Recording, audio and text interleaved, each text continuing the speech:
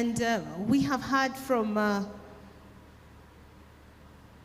the government, we've heard from the regulator, we've heard from Adrian, a very, very great story there.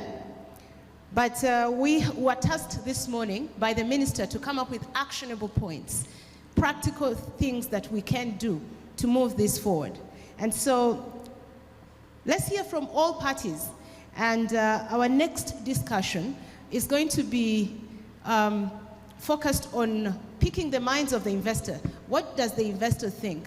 What can be done? What can they do? What can't they do and why? And that conversation is going to be moderated by Ms. Antoinette. Kindly come up the stage and steer the next discussion. It's going to be a fireside. This time it's not going to be me or David talking. I think I need a mic for you as well. Okay. Oh, it's right there. Okay. Okay, it's right there. The second one is there.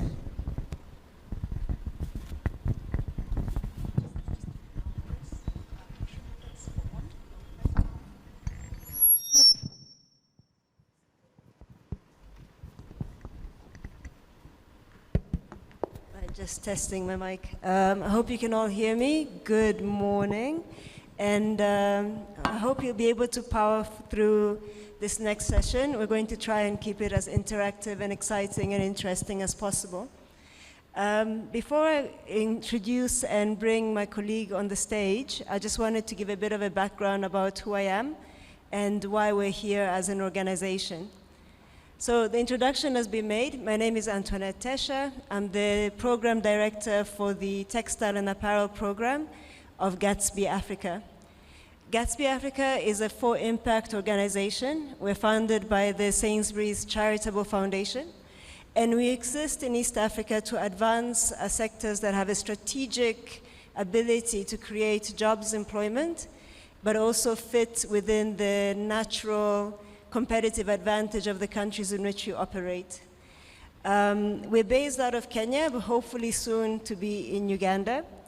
And since 2019, my team and I have been working with the Ministry of Trade and Industrialization to attract opportunities knocking at the door of Uganda in the textile and apparel sector. I should actually say cotton, textile, and apparel, because that's where the journey actually starts. I just wanted to resonate a bit with and sell a bit of the reason why textile and apparel makes sense for Uganda. So this morning we heard a lot of discussions from the speakers about what does industrialization success needs. And I want to echo what the ED of EFZA said. So first you need production. And in Uganda we have ample cotton. It's a staple export of the country. The next, you need the sustainable supply. So I think the country has shown its ability to supply the raw material. Next, you need sustainable demand, and I think that this is where we come in. Our program works with international buyers, companies who are seeking not just to buy cotton, but to add value to it in the region here, and then to export finished product, as well as taking the opportunity to serve the domestic market. Finally, the packaging and the branding. I was very excited to hear that that's on the map now for Uganda. I think a year ago when we did the last Mkutano, one of the recommendations from the big brand that presented was for Uganda to brand its cotton and make it a specific branded item in the global market. So I think our sector fits in line with all the desires and ambitions of the country. And the last thing in terms of where we see the big opportunities is in industrial space. So our industry is a big consumer of industrial space. You need factories to house people to do production. And without factories, it's a very difficult start in the industry. So without further ado, I'd like to welcome to the stage to join me now my colleague and mentor, Mr. Richard Davis, who has plenty of experience in producing garments. He likes to say there isn't a single garment that he hasn't made or a brand that he hasn't served. So Richard, welcome. And I'd like to also welcome online Mr. Richard Howe, who's the CEO of Africa Logistics Properties, or ALP, who are a top-class builder of industrial space in East Africa, I think actually the first of their kind. And what we want to share today is a bit of the experience that we've had working with the likes of ALP in the region, but also to say that our role is to bring the understanding and what are investors actually looking for. And our journey started about 3 years ago when we were hosting investors to come and visit East Africa, and we couldn't find a single spot that could house them. In East Africa, we have a lot of warehouses, but we don't have a lot of factories. So today we're here to appeal to the developers, EFZA, the private sector. Please, let's stop building warehouses, let's start building factories, and my colleagues today will help me to paint a picture why. So let me allow Richard a bit to introduce himself and give a bit of a background of why he's the right person to advise us on this. And then I'll bring Richard Howe, who's dialing in from London, about what the experience has been in creating a space for manufacturing. Welcome, Rich. Hello, good morning, everybody.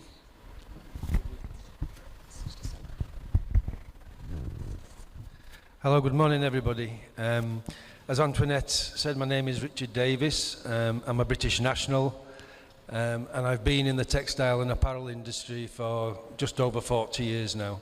I started as an 18-year-old working for one of the major brands in the UK called Burberry's, and along my journey I've worked across Europe, Asia, Africa, starting up greenfield sites, having inputs into industrial parks, most recently the industrial parks in Ethiopia, where they built world-class industrial parks, and I was lucky enough to be chairman of one of those parks for a few years. I joined Gatsby March 2020 as an advisor, and now I'm an employer, doing the work alongside Antoinette and the rest of the team to enhance our industry across the region. Thank you. Great. Richard Howe, are you online? Can you introduce yourself? Hi, can you hear me? Yes, we can. Great, okay. Well, it's great to join you all. Greetings from Nairobi, which is where ALP is based. I've worked in warehousing and industrial buildings in emerging markets for nearly 20 years now. ALP itself is 5 years old, and we have been seeking to produce better industrial buildings in East Africa for that period of time. And at the moment, exclusively in Kenya, but like ourselves, we're hoping very much to be able to carry on the good work in Uganda in the near future. Great. So my first question, I'm going to start with Richard Davis, and I want you to share a bit with the audience. Why is the right type of manufacturing space so important when you're in garments? So,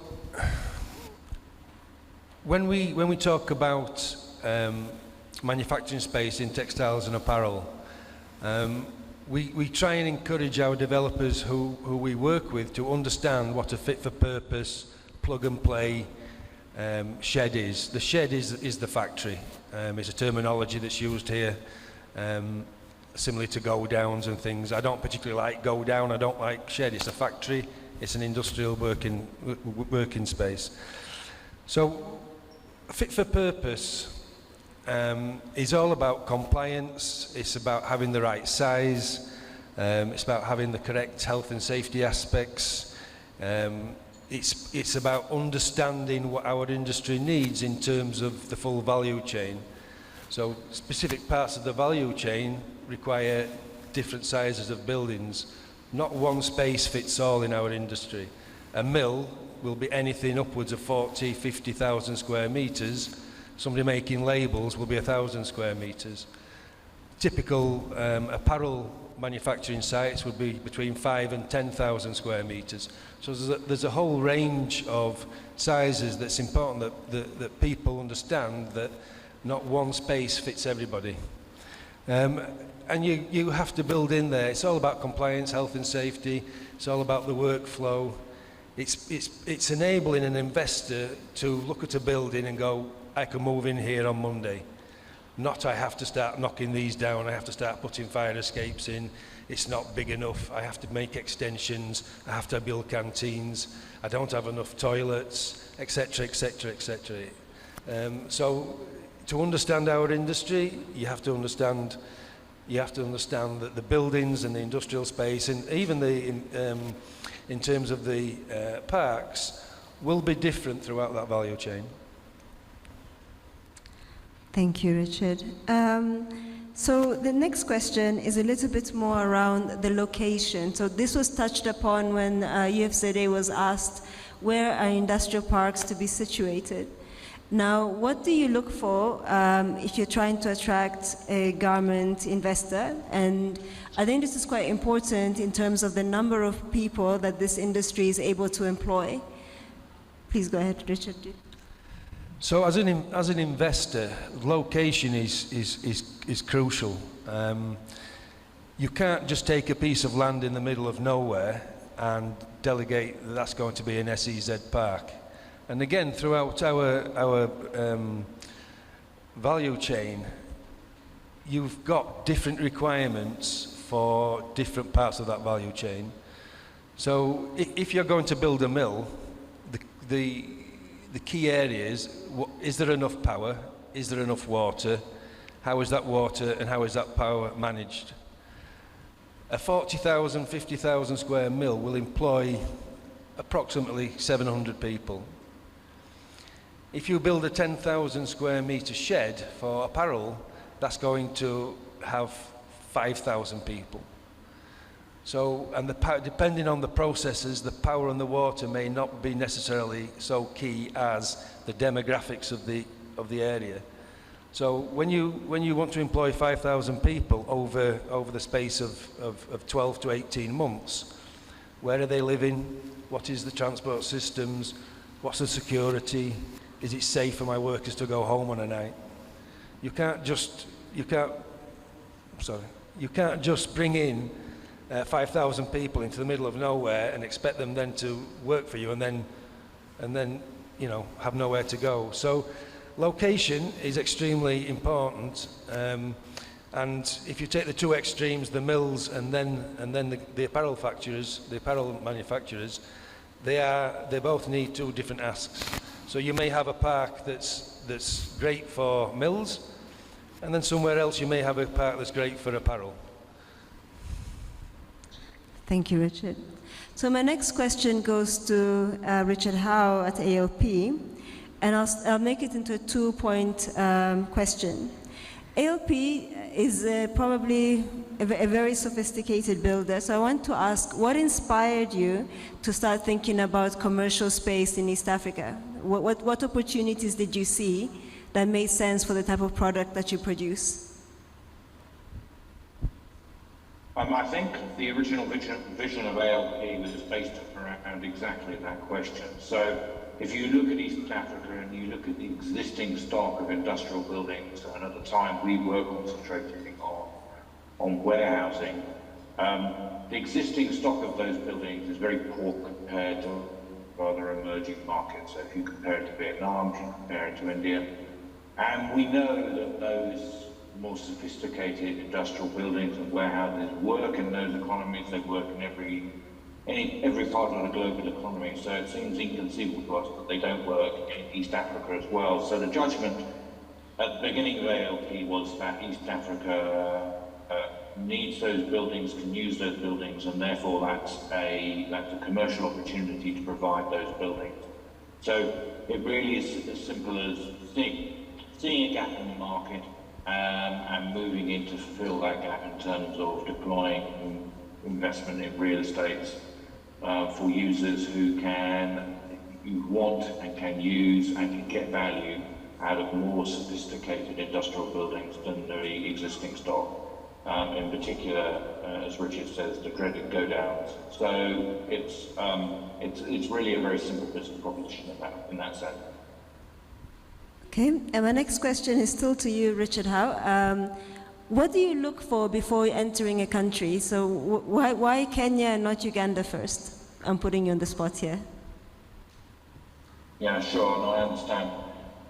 Listen, I think it's a well-trodden route, and I think to a certain extent the fact that it is a well-trodden route builds a certain sort of habitual activity from investors. You know, someone once described me, a banker once described to me as Kenya is Africa for beginners. If you can make it there's a good chance you can make it somewhere else. So why Kenya and why East Africa? I think what an investor looks for is stability, and they look for a broadly based opportunity. So my sort of business is it doesn't want to be focused in one very narrow industry sector, which may be caught in a commodity cycle. So some commodity cycles look really, really good. You rush in, and by the time you've got the building up and it's running, that commodity has deteriorated, and you're left with it. So if you look at Kenya, it has a broadly based economy. It has a big private sector. So therefore, there are lots of opportunities for the sort of products that we build. And indeed, you know, our discovery of the apparel industry, for instance, is an extension of that. You know, we've obviously spent a lot of time working with Richard there, and we now understand that business a lot. We didn't, but that is my opportunity amongst others. But then if you look at the wider East Africa, and in Uganda in particular, you can see that road is not significantly different in terms of some of the legal systems, the land registration systems, all of those things are very similar. It's true that in terms of the development path, it's not quite as far advanced as Kenya, but still there is lots of opportunity and demand for buildings which deliver, as Richard was saying, are fit for purpose, basically, rather than trying to make these industries work in buildings which really aren't fit for purpose and were never designed for that in the first place. So again, it's a simple business proposition to extend into Uganda, which after all is very close to Kenya and shares an awful lot of trade link already. Great. So maybe just to take you back to the public sector, how can government support you? What are the most important things that government can do for you as you consider entering into a market like Uganda? I think a lot of people answer these questions in terms of, you know, subsidies, fiscal benefits, and low tax rates, all those sort of things. And those are always nice to have. But in the same way as Richard was just emphasising that it's no good declaring an SEZ in the middle of nowhere and expecting it to work because it has great tax benefits. What you really look for are the fundamentals. So you look for demand. So my business, I need users. So I need people like the organisation Richard works for, who will come and have a fundamental good demand profile for the factories that we want to build. If that demand isn't there, then you can't do it. So what makes that demand there? So again, we're talking about availability of workforce, who are trained to the right sort of level, who have a good work ethic, good work culture, which I think is present in East Africa. And you're looking for basic infrastructure. So again, you need things like water and you need power. Richard was talking about the different profiles of different buildings, but they all need it to a certain extent. And you need a road network which can support basic logistics once you've made all those things. So for me it's those things primarily, rather than the presence of SEZs or export processing zones. Those things are nice and they help a fiscal case which is struggling, an investment case which is struggling. But if you haven't got those things in terms of the basic infrastructure, the presence of an SEZ doesn't really help. And then above and beyond that, what all investors look for in all businesses is a certain sort of predictability, a certain stability in terms of regulations, tax rates, all those sort of things. So if you can see that, and you can see that there is an established regime that you can rely upon, then I think that helps a great deal. I mean, I think, for instance, the SEZ regime in Kenya wasn't anywhere near as effective when it was first set up as it could have been, because the rules and regulations and how it interacted with KRA weren't worked out in any detail. So it was very difficult and opaque to see how it worked. A lot of those issues have now been resolved, but it's taken several years to get there. So if you haven't got those things sorted out, then that really stymies the investment case using those SEZ benefits. Fantastic. So not to forget that this is a conference about green industrial zones. I want to take it back to the demand side and ask Rich, can you explain a little bit more what does green mean in a production context, especially for garments? You can touch upon textiles as well. And how important is it now for an export-led strategy? Yeah, so textiles and apparel are the second biggest pollutant in the world after the oil and petroleum industries. So we have a very bad reputation as a big pollutant of the world. So there is now driving policy coming out of the US and EU in particular to clean up our act. And that in itself provides opportunities within the region. It's almost easier to go onto a blank canvas as it is to try and fix things that are broken in the more traditional hubs of our industry. So when we talk about green, we talk about, let's just take the two biggest utilities, power and water.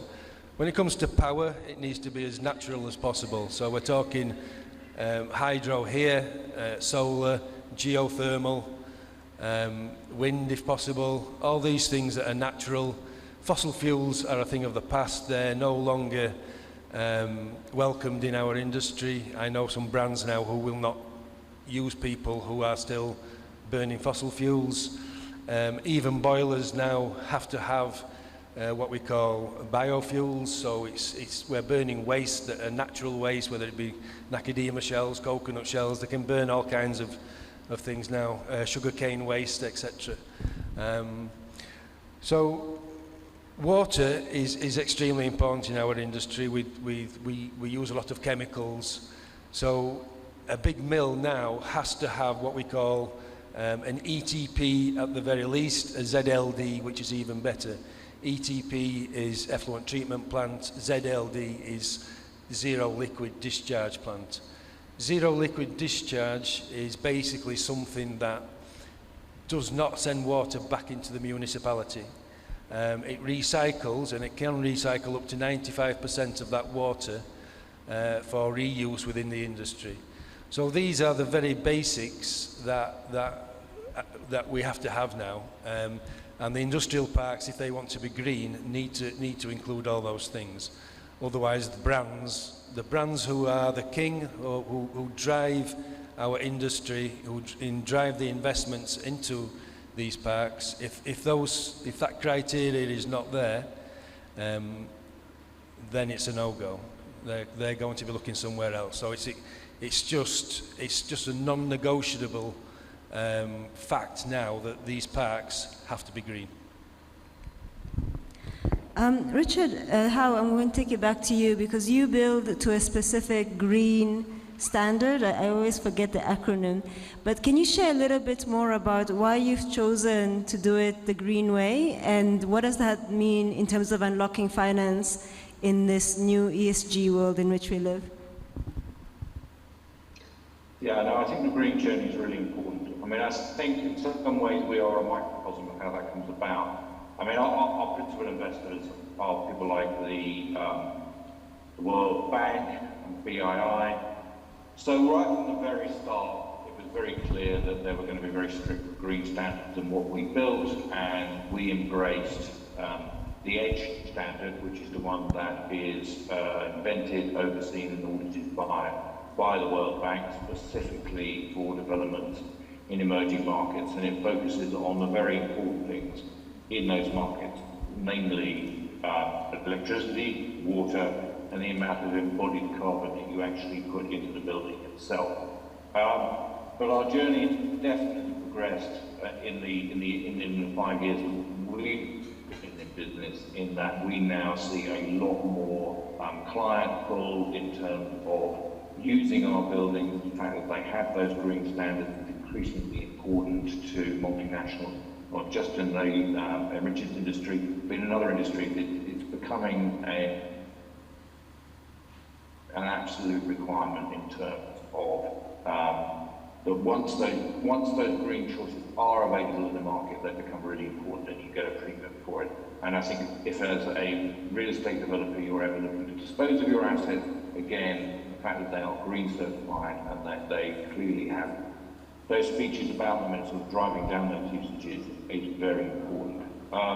So I think in many ways that is the microcosm of what has happened in the real estate business. We're trying very hard to push our buildings further and further up the edge ladder. There's a sort of a basic, there's advanced, and what we're now trying to target is a net zero. So at least the buildings in the operational phase are not producing any carbon. Our biggest challenge as an industry remains embodied carbon in the building, because unfortunately the buildings we build have a large amount of steel, have a large amount of concrete in them, and both of those are quite carbon-intensive materials. It's difficult in East Africa to be prescriptive about using hydrogen-based concrete, but we do our best in terms of lobbying for those sort of things. But that will be the last and most difficult bit to overcome. But we do have a plan to get there. Fantastic. And in your 5 years as ALP, can you share a bit of what you've learned and what you would do differently if you could go back to the start? Yeah, I think there's a lot of things I would do differently than things I've learned in 5 years. So conscious as I am of time, I think the biggest learning we've had in terms of our organisation is when we started, we thought that our demand profile would be very much focused on what I call big Western multinationals. But I think in reality what we found is that our demand comes from local companies, local startups. Some of those are internationally financed, or they're multinationals in the sense that they come from the other part of the global south, where it's a bit like British industry. A lot of the manufacturers who stand between our building and the ultimate markets in the EU and the US are not household names in the West, but they are big multinationals in terms of the global manufacturing south. So I think our demand profile has changed. I think those are that would be the biggest single thing that has changed for us. It's a much more, the whole business chain for us is a lot more locally focused, a lot more self-starting in East Africa than we thought it would be. That's very interesting. Okay. In the interest of time, I've kind of run out of questions, so unless we can take a few questions from the audience. No? Great. So,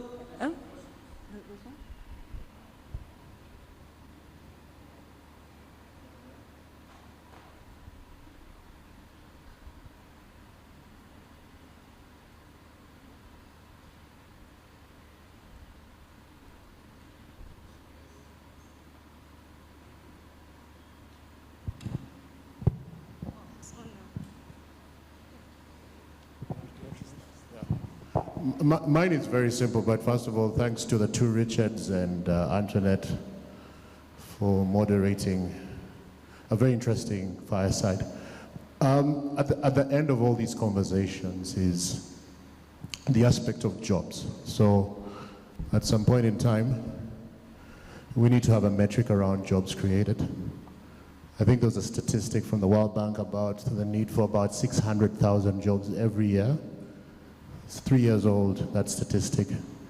It will move to 1 million per year in about 2030. We have a very young population. I think it's 70% under 30. A lot of these are moving into the urban environment. out of a desperate search for jobs. So Richard Davis, I think the aspect around your industry and what the job dividend is, I think we can maybe speak to the production center, but I'm sure there's an extensive value chain that propagates a number of jobs. Is that something you can speak to just to educate us? If you have your average sized TNA establishment put wherever, what is the job story behind that investment? That's my question. Thank you. Oh, okay. So we're talking about job creation, and okay, so I think when we look at developing parks, I think there's some key things that we have to get right at the beginning, that investors don't just turn up on a green field and say, yeah, I'm going to sign up here. So it's all about partnerships with brands, engaging in their strategy to bring that brand and their supply chain to a certain country. If you get those guys on board and they're bringing their supply chain with them, then parks very, very quickly fill up. So you're talking, for every 5,000 square meters of industrial space, you're looking at 5,000 people. Sorry, 2,500 people. So 10,000 is 5,000 people.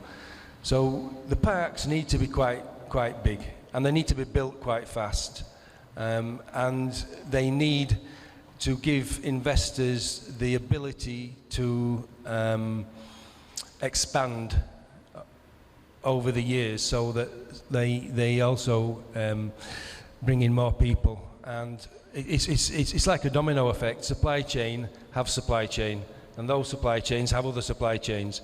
So it's about getting it right in the beginning. It's about engaging with the brands, because they are the drivers for the whole supply chain. Most of the brands are not are not manufacturers, they're retailers. So the big brands of the world don't make their own garments. They have a huge supply chain across many areas of the world.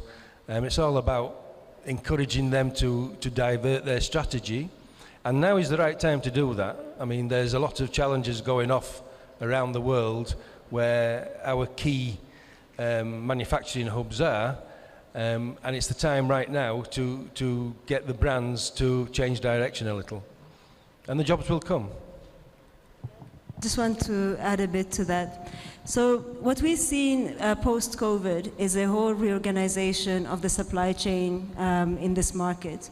What used to be a market of bring in raw material from Asia, make it up in Africa, and then send that off to the US, shifted when the supply chains closed.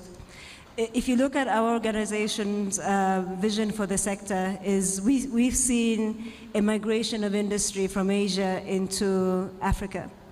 And in the last 2 years, if you look at countries like Vietnam, where labor is constrained, countries like Sri Lanka, which used to be a leading exporter, have undergone extreme economic challenges. Pakistan had the floods last year.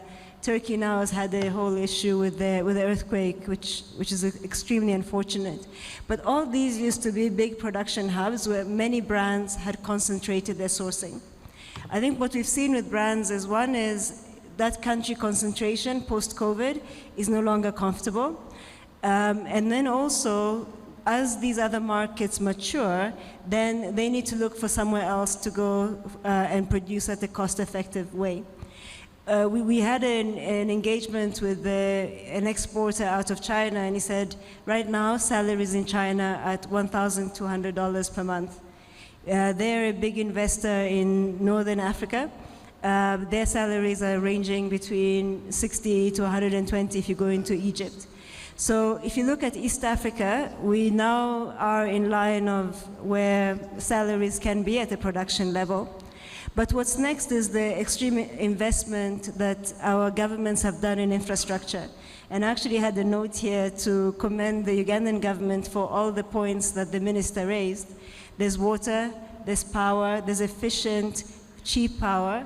You have raw material. There's some amazing factories here that are already providing supply chain solutions to brands. There are people, they're educated, English speaking. So whenever I sit with my team and I say, okay, Uganda, what's next? I'm always thinking, okay, we need a factory to house some of these potential investors who are coming in. So maybe to be a bit cheeky and to put a bit of a challenge to UFZA, the investment authority in the private sector, is we would love to take you out there and tell the Ugandan story. Because I think if I look at the checklist that we have, it ticks all the boxes. But I think people underestimate the sheer capacity of job creation in this industry. One of my colleagues is from Ethiopia, and they saw an industry grow around industrial parks from about 100 people being employed to almost 50,000. Rich, how big was your factory when you left? So the factory that I was running in Ethiopia was about 5,000, but the park itself, Hawassa Park, grew over 30,000 employees in about the first 18 months. So that's a lot of really fast, easy to get jobs. It's not the most glamorous industry. Our margins are extremely tight. Sometimes labor, we've come under a lot of fire as an industry for labor conditions. But what we do as a program is to try and help our partners to build the most effective, at the most effective rate. Therefore, my team and I will support factories and say, if you want to pass this compliance, if you want to make sure that you do this right, if you want to make sure this is future-proof, we will give you that support to help you understand what does it take to succeed in this sector at a global scale. And I say global because we compete in an international market, but do we feel like East Africa has the opportunity to win? Absolutely. We would not be here if we didn't think so. And I think what I've seen is, you build the shed. We recently had a new investor and they took a 5,000 square meter facility. They're now going to employ 1,800 people in a year.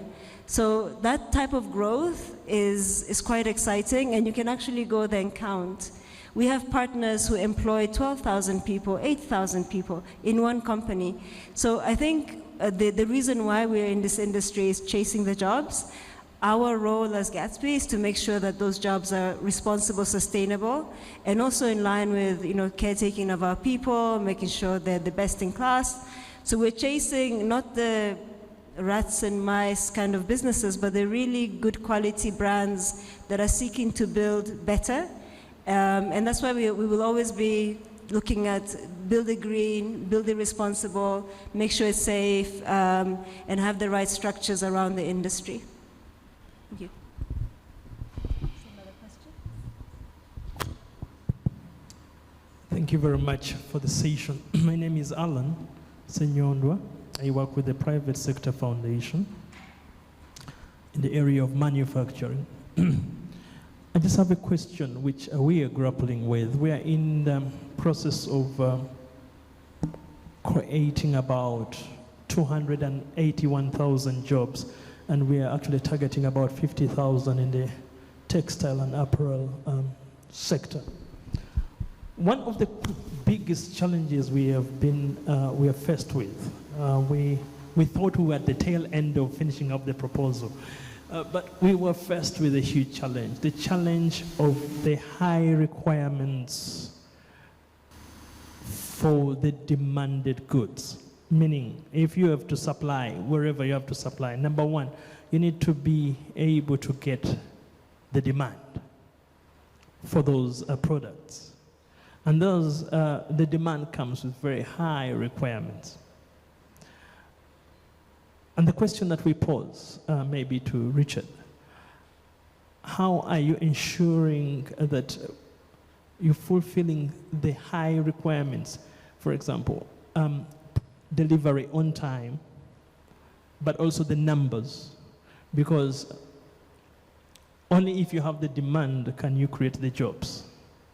And looking at a capacity of about 50,000, that produces a lot of products which must be followed through by a very high demand.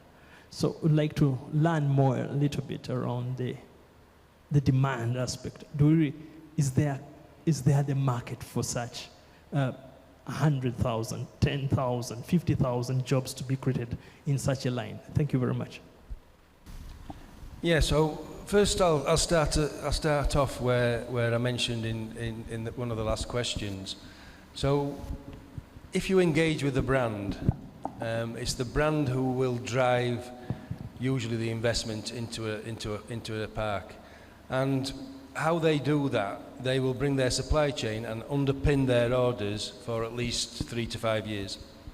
So in order for the investor to have a payback, they underpin the orders, and they will guarantee them those orders.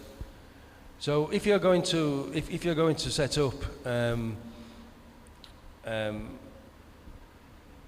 a facility that's just going to make CM type business, where you're not directly in contact with a brand, it's going to be extremely difficult, because you're basically getting the overruns, the extra capacity that other businesses are going to try and give you. But it's key that when you're starting up in another country, that you have the backing of the brand who you've been working for, whether it's in Bangladesh or in Sri Lanka or one of the other traditional hubs. It's imperative that you have the backing of that brand who is going to underpin your investment with the orders for the next 3 to 5 years. Can I also maybe just add to that as well? So when we look at the demand side, if you think about, and this is a really back of the envelope assessment, we try to understand is what type of demand can underpin the type of investment that we need for this industry to grow. And the one thing that you need is a constant market, and the other thing that you need is a constant market at the right price. Now, we're an East African organization, and we're very Pan-African in our thinking, but when we looked at the Africa opportunity, we saw that at our disposable income levels, the average consumption of textile garments, clothing, maybe in Africa about 1,200 kilos per year, if at all. So it's quite limited. We don't have the seasonality that Europeans have and so forth. So in our rough estimate, and I completely stand to be corrected on this, is sub-Saharan Africa maybe a $6 billion market. America is a $480 billion market. Europe is a $260 billion market, and not even withstanding the other centers. So we said, even if we could get, at right now, the total exports under AGOA from sub-Saharan Africa do not even scratch 3 billion. When we did an analysis a year ago, we saw that the opportunity in terms of quantity, because the US has its own way to measure these things, could be $18 billion. The size of our industry today, to be able to fulfill $80 billion, we need a lot of capacity. So we're not here to say we should be chasing an $18 billion market.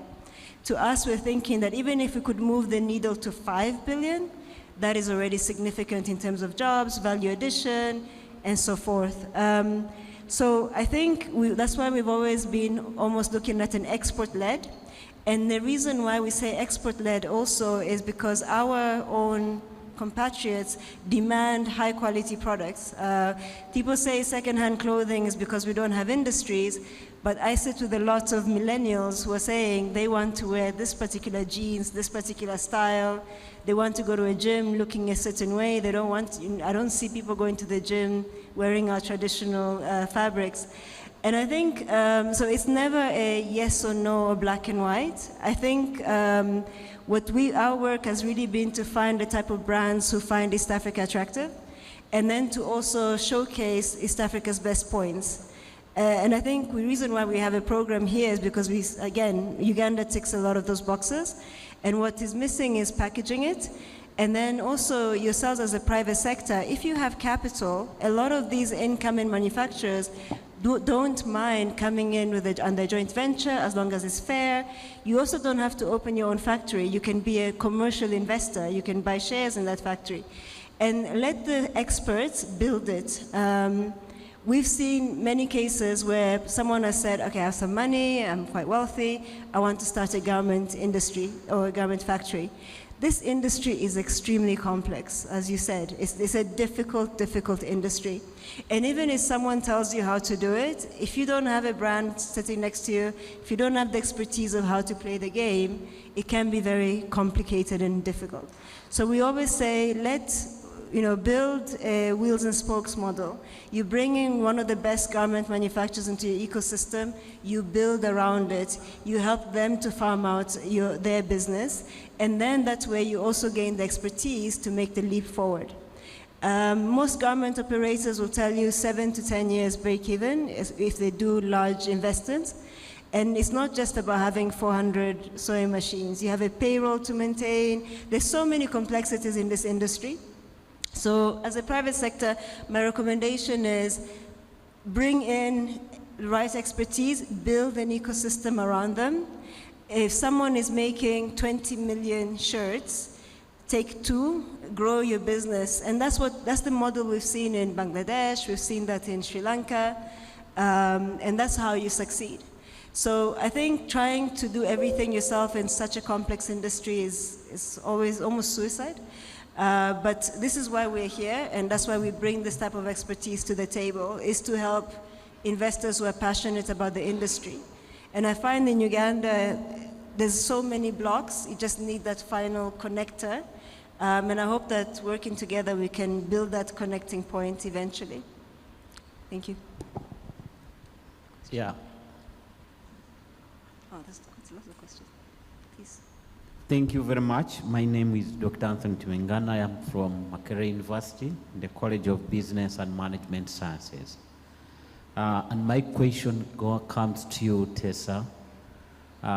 In your opening statement, you mentioned that we have many warehouses as opposed to factories in Uganda and maybe in the East African community. What do you think needs to be done in order to alter the situation? And what can be the role of academia in contributing to this paradigm shift? Because many of our producers are actually micro and small enterprises. And in most cases, these guys do not make it up to the university where we train for capacity development. Therefore, I need to hear your comment. And Richard, I want to find out from you, since you have a wide experience from various countries, what are the key constraints to development of these small, medium, and micro enterprises? Thank you. Okay, I'll try to answer this, but I'm not a training expert, but what I'll say is, I think in the past, a lot of our economies, and I'll talk about this on an East Africa basis, were built on a trading, were traders. So people were bringing in things, small transformation, value addition, sell it out. So that's why I think we have a lot of warehouses, because no one had that concept of value addition. But I think in the last 10 years, all our presidents and all our governments have said, we need to value add, we need to create, we need to manufacture. And I think also before we had the right power, the right water, the right literacy, that was going to be quite difficult. I'm Tanzania personally, so I come from a time when we had a great industry really backed up by government, and then that decelerated, and now we're trying to pick ourselves back again. So I think one of the first things is that change in mindset in terms of, if you're talking industrialization, you need to walk the talk. And I like what the minister said this morning, which was come out with an actionable plan. And the yesterday gentleman said as well, let's implement it, because we have a lot of great plans. What I think the role of academia could be, and is maybe in terms of materials and really doing the research on materials. I think companies like ALP, he already mentioned steel, concrete, all these things that are not carbon friendly, already impede us to build in a carbon-friendly way. We work with quite a lot of the research centers out of Taiwan, and you'll see the amount of research that they do in all materials, including waste, which is very exciting. And I think actually the other part is start building. The reason why we decided to come to this convention is we've been on a chicken and egg perspective for a very long time. I need to find the investor first, then I'll build it. I need to find the investor first, then I'll build it. But by the time, especially in our industry, investors move very fast. If you don't have it in the next year, then it doesn't work. So what we're trying to say is private sector, put your foot down, put your capital down, build it. Together we will find the tenant. But the other thing is, so I think that's the only thing I can offer. Unfortunately, I'm not an academician, and I'm not an economist of that level to tell you what other options and what other role academia should do. But I think pick a couple of industries and really focus on them, like become specialized in it. Not every country is able to do multiple industries. We had a Chinese person who said, I was looking at this market and I thought there's 1 billion people in China, but there's 7 billion people in the rest of the world. And from someone who comes from one of the biggest countries, their outward looking was surprising, but also quite inspirational. So I think the other part is look outside, and look beyond. Yeah, thank you for the question. If I can just reframe it, just so I got it right, that you're seeking some advice around the constraints for the smaller SME type industries within the textile and apparel industry for exporting. I think Antoinette mentioned something when she was asking a previous question, was starting off small as a CM business. Now, a CM business is a cut and make business. Cut and make means that you're taking business from somebody probably larger than yourselves, and you're just cutting the fabrics and you're making the garments, and then you're giving them back to that particular person. So CM is probably my advice of where to start.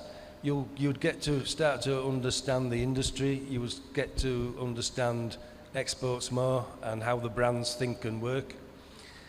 I think if you want to go directly to a brand and you don't understand how this business works, the main constraint will be working capital for sure.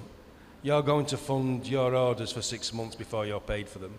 So if you don't have that working capital, then you can run your business under very, very quickly.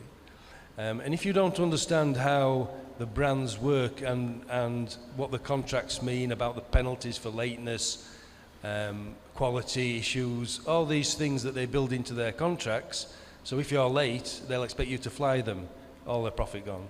If the quality is bad, the order's cancelled, 6 months working capital gone. So without sounding without taking this the wrong way, naivety is one of the greatest factors that people fail because they're just naive. They just think they can go to a brand, take orders, make money. It's extremely complicated. Maybe just to also plug in here, we're working with an international name out of India, and what I found was really interesting is their factory supports the whole ecosystem of small knitters, button applicators, and so forth. But it needs to be anchored by that large factory. So they need to be able to give the business out. And nothing stops someone from buying a knitting machine, producing very good quality fabric. We're seeing a move to more bespoke, high value, high quality items as well. I understand in Uganda there's bark cloth, there's silk. There's so many opportunities for those niche markets, but you have to be extremely good at it. And you also need that anchor that can at least give you those businesses. So I think it's not a bad model for young people to get into smaller parts of the value chain. But if you don't have that large anchor, it becomes extremely difficult. And it also starts, when we're talking about attracting a brand will look at the country first. So I really like what Madame said in terms of, can we go out there as brand Uganda and sing the same song? Because that's what will attract the brand. And then after that, it works through the ecosystem all the way down to the one person whose job is only to attach buttons. So it's really up to the country itself to decide how to work around the sector. And academia, you can guide that by doing the analysis, finding the business cases, looking at the opportunities, benchmarking. I know a lot of these things require funding, but if you're investing in your farmers and you're investing in infrastructure, something needs to also add value to that bigger picture and realize that opportunity.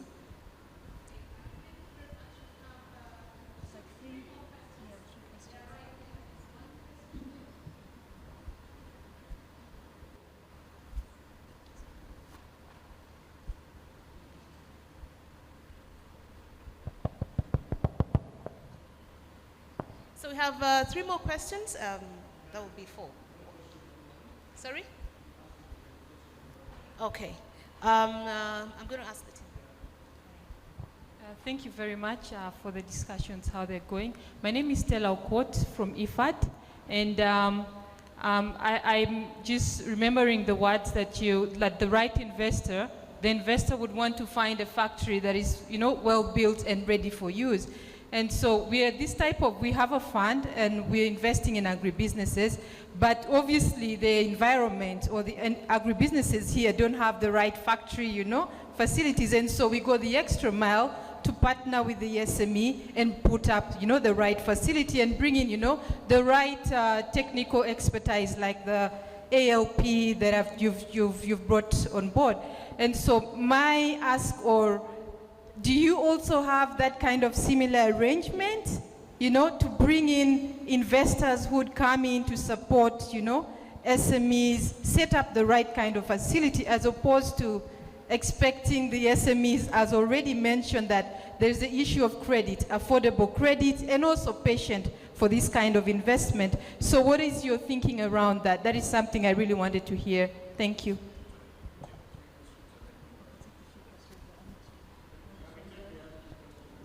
Yeah, thank you. Thank you, and very interesting debate. My name is Dave Shamru. I'm from Mauritius. In my past life, I attracted investment in Mauritius in the textile industry, as well as promoted exports. I've been the one who developed one industrial park for textile in Mauritius, and was the architect of one that is being built in Togo to attract investment. So I do understand that industry very well. I did some work for Gatsby, Kenya, to integrate small tailors and women fashion designers into the mainstream. So I heard the 2 Richards speak about the property development aspect of it. But developing a textile industry requires more than that. Okay? The industrial park that I built in Mauritius is primarily occupied by Mauritian textile owners who couldn't expand wherever they were. They started in government premises and they wanted to grow, so we built an industrial park. The one that we built in Togo is exactly what you mentioned. And we looked at the weaknesses of Ethiopia first. Okay? There are 2 ways it comes along. Either it is driven by a brand who wants to go to that country, but that's very rare these days. But most importantly, they follow the manufacturers. Okay? They follow the manufacturers who are producing for them, and they want to localize to minimize costs. So this is basically what has happened. And you will be happy to know that the industrial park in Togo was half full before it was inaugurated by those manufacturers. So 4 components. The guys are going to build the factory, but then you need investors who are going to produce. Question asked, do we have Ugandan in that business who want to expand, diversify? If no, there are plenty of them. The geopolitics plays in your favor. The geopolitics plays in the favor. The US-China war, for me, it's a boon. Okay? the preferential advantages that goes with the EU and AGOA is again a boom. Okay? So the question is going to attract those right guys. I took the president of Togo to visit Shanghai, Hong Kong, and Sri Lanka. He had never visited a factory. On his return, we had 18 investors who came along. 2 of them have already invested in that industrial park. So the question is, do we get the producer first? Because brands do not invest. Okay? So you're building, I heard Richard think about creating the right building infrastructure to comply, and there was something that was mentioned. Compliance is the major handicap today to go into the textile market.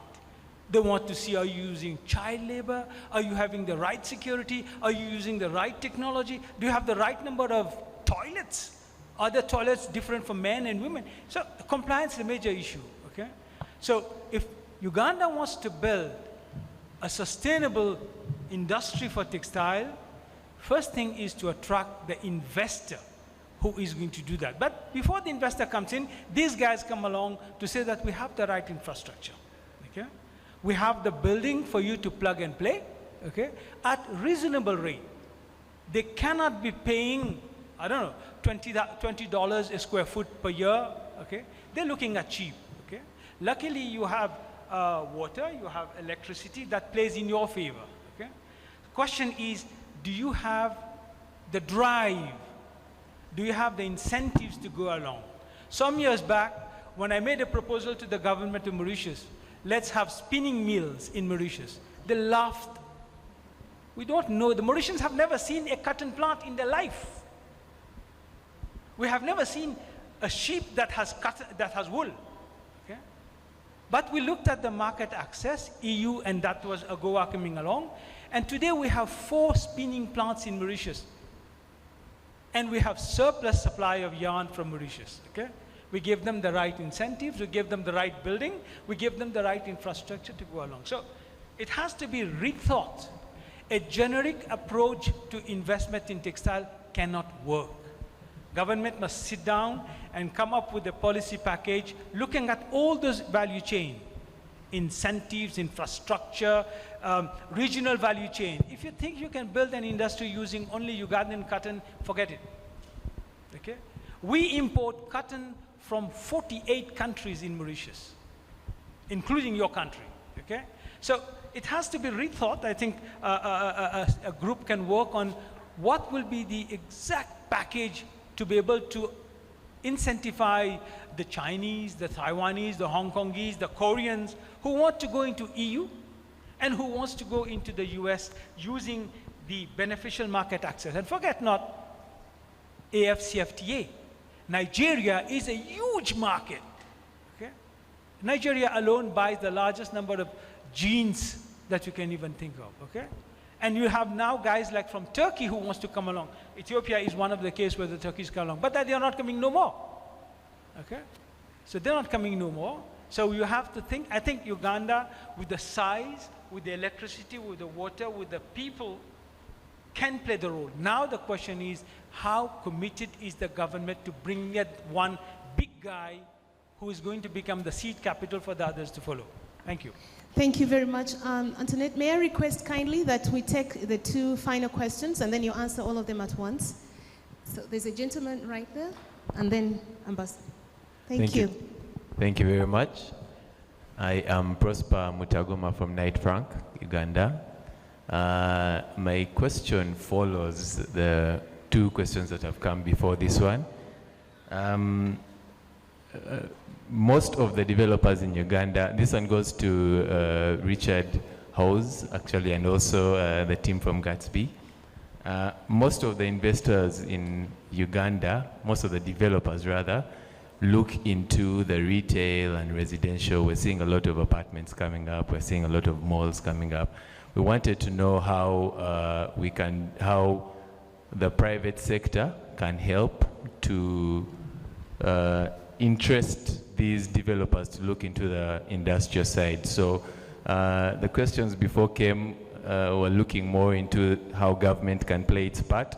we wanted to know how the private sector can also help and put a hand to get more investors coming to build and solve the chicken-egg problem that Madame Tasha had mentioned. So we have at least more factories being built, and then the other brands and all these other big guys can come and find them. Yeah, thank you. Thank you very much. I think most of my questions was talked about by this practitioner from Mauritius, because he came out very clearly with a lot of issues on the real practitioner experience, which in the end is the way of action. But of course, I will now emphasize this high value infrastructure, which is very expensive, versus the sweatshops in Asia, which is very cheap, because they really work under very difficult conditions. They may not go to Burberry's, but they do sell a lot of those textiles and other things. Do you think Uganda can compete with those sweatshops? You can see even government officials chasing people, closing the factories, but the next day, because of profits, they are working in the textile factory and making things in these small nooks. Because in the logical sense and historical perspective, the first people to benefit, say, on textiles was UK. It didn't grow cotton, but it made a lot of the machines and it changed the dynamics. The US also did the same, and both graduated from that to others. France, and even China, India, Vietnam, they have all followed in this same line. Then you wonder why Uganda can't make it, why Tanzania is also still struggling. So what is the, in the negative terms, I would use the word the jinx in all this. But otherwise, where is the golden key that will turn us to open? Because now I see in this the major threat, if you use traditional ways, are these low-cost sweatshops in Asia, and I think also in Central America, if it is cotton. And yet it's very important. I was going to ask you from Burberry's, with the Burberry's experience, I have a lot of problems because my daughters all want Burberry things and I can't afford them. But how we are going to work together with those great guys, the guys who always have the brands. But I think my Mauritian friend answered this quite aptly. The brands come after the production, when you fine-tune it to the brand demand. Otherwise, that's it. But it's so disappointing with us as Ugandans who have a lot of cotton potential, and we used to be one of the biggest, but now we can't even produce a handkerchief. It's not nice. So where is this jinx? Or how are we going to overcome the jinx? To me, is the issue. And I think it's more than government alone. It is more than the private sector alone. Our friend from the university asked what the role is, but of course for them they are to research and give us clarity, which is very critical. But you have worked in this and you are still in it. I think you help us to understand a bit of this, because it's very annoying to have cotton and then you can't use it or convert it to the final products. Thank you. Okay, let me answer the questions in chronological order. And but before I start, I just want to say I think you're being a bit too hard on yourselves. That's the first one. To answer the man from IFAD, so our organization focuses on specific value chains. We don't work across all value chains. We have a forestry program, we have an aquaculture program, and we're re-looking at our agricultural inputs. So, but we do know of other programs that are looking to support SMEs in those aspects. I think it's highly required. But I hope that there'll be more practical solutions rather than research papers of understanding where the gaps are. But if you allow me to take this one offline, I think we can explore. But I think also the builders who are here today, I've heard you loud and clear. If there's someone supporting these businesses to have the right type of infrastructure, I'm sure they'll be knocking your door down very soon. So thank you. To the gentleman from Mauritius, thank you for highlighting a lot of the things that are very close to our heart. And yes, I think it's a balancing act because the manufacturers won't often come without the brand support and vice versa. You need a customer to build a factory. So we look at both sides, from the manufacturer to the brand, but we prefer to be with the brand because they're the ones who make the decision. I think what we have is, myself and Richard, we've worked, over the last 18 months, we've seen maybe 20 names try to come and land in East Africa.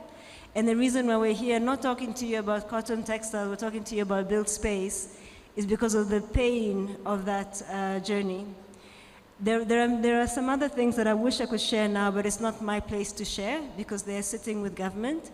But there are some initiatives around a strategic plan to advance cotton and textiles and to make it really practical. I think on the back of this Mkutano, one of my takeaways is to bring the private sector to the table and the strategic partners to this to see that being realized. Because as the minister said, and he gave me quite a hard time this morning, it's since 2019 we've been talking, but why aren't we advancing? So I have a year and a half, and my new colleague will actually tell you that that's his biggest KPI, is we need at least 3 or 4 factories here in the next 2 years.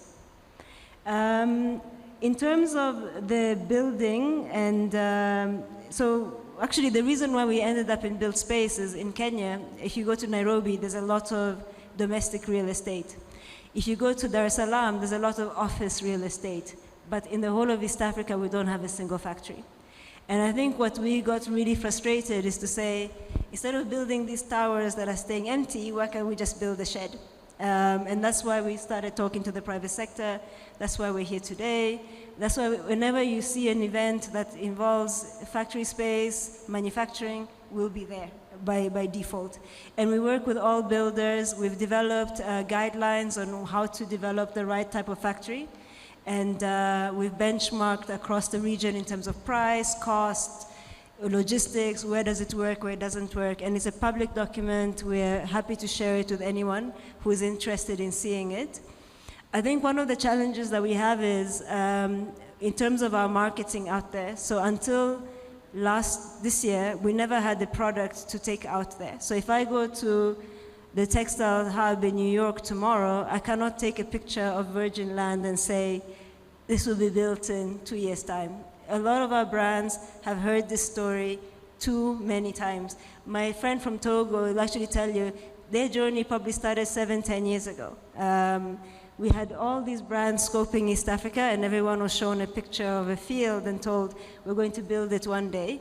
I have guys who prepaid their building 2 years in advance and didn't get it 5 years later.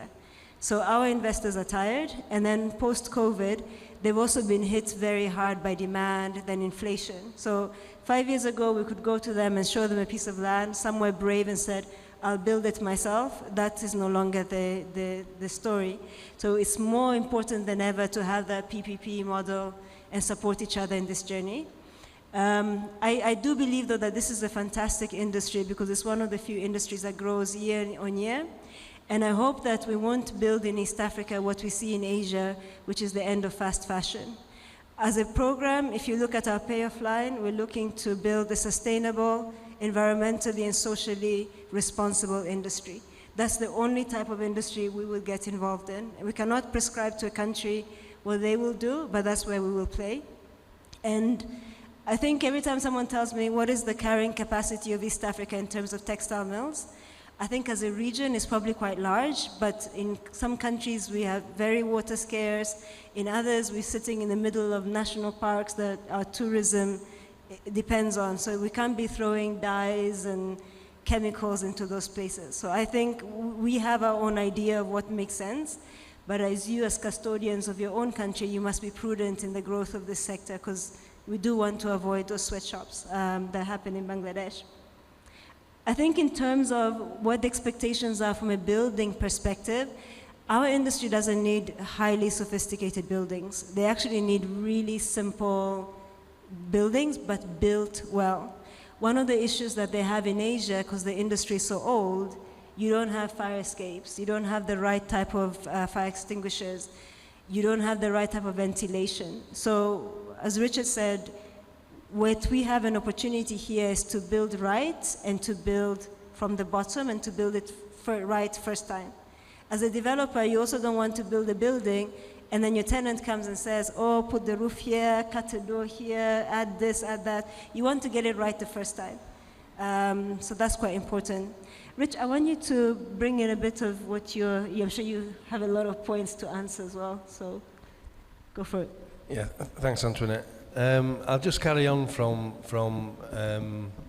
what you've just been saying, because it leads quite nicely into the questions asked by our friend here.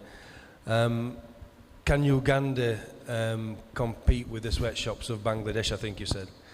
Well, I've not been party to any sweatshops in Bangladesh myself, but how it works, the brand is so keen to make sure that the reputation of that name is sacrosanct. It won't be associated with sweatshops.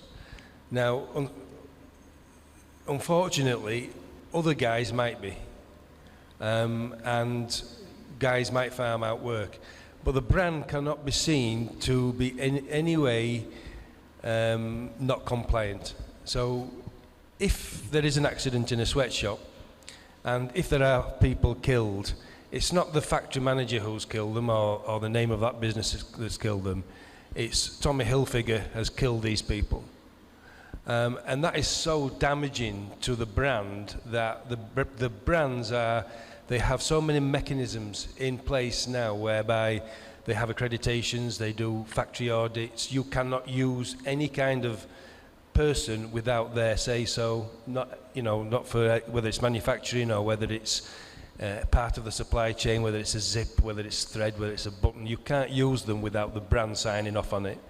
And every part of that supply chain has to go through a very rigorous set of audits to make sure that they're paying on time, they have no underage workers, the health and safety, compliance, all these things meet the criteria that the brands want.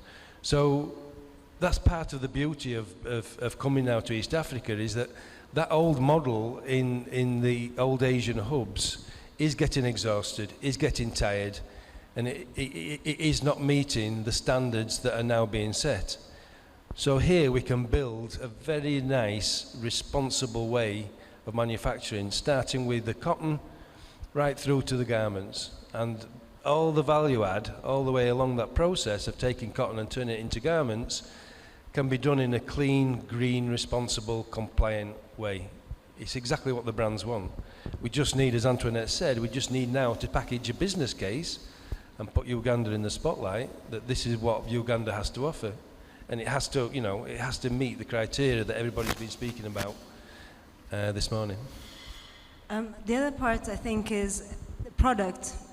If I look around the room, what everyone's wearing today, there's a lot of suits and jackets, but I'm sure there's a whole plethora of product, and not every product is right for every geography. And I think you need to be quite specific about which product you're targeting, which brand you're working with, speed to market.